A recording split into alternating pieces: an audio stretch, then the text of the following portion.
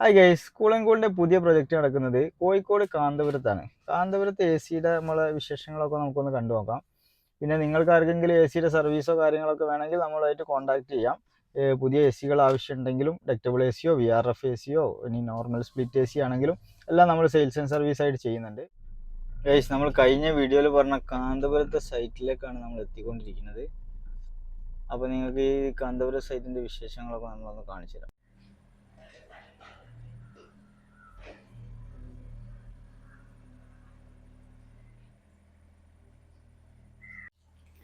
Guys, അപ്പോൾ ഇതാണ് നമ്മുടെ കാന്തപുരത്തെ സൈറ്റൊക്കെ ഇങ്ങനെ ഫിനിഷിങ് ആയിക്കൊണ്ടിരിക്കുകയാണ്.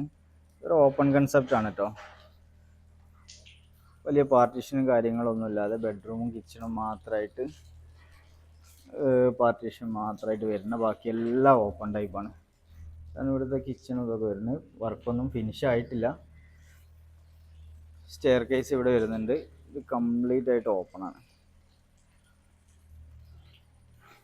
ഇന്ന് നമുക്ക് ബെഡ്റൂമിലേക്ക്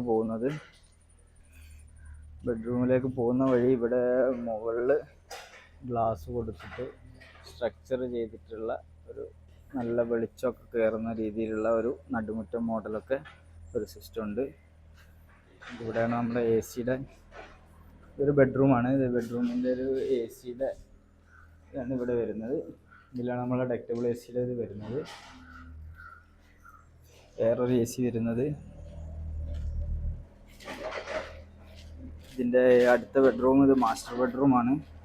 ഇവിടെ നല്ല വഴിക്കലാണ്. വഴിക്കലെന്ന് ഉദ്ദേശിച്ചത് ഈ ഗ്ലാസ് ഇത് അടിയിൽ ഷീറ്റ് ഇട്ടതുകൊണ്ട് ഉള്ള ഒരു സ്ലിപ്പിംഗ് ഉണ്ട്.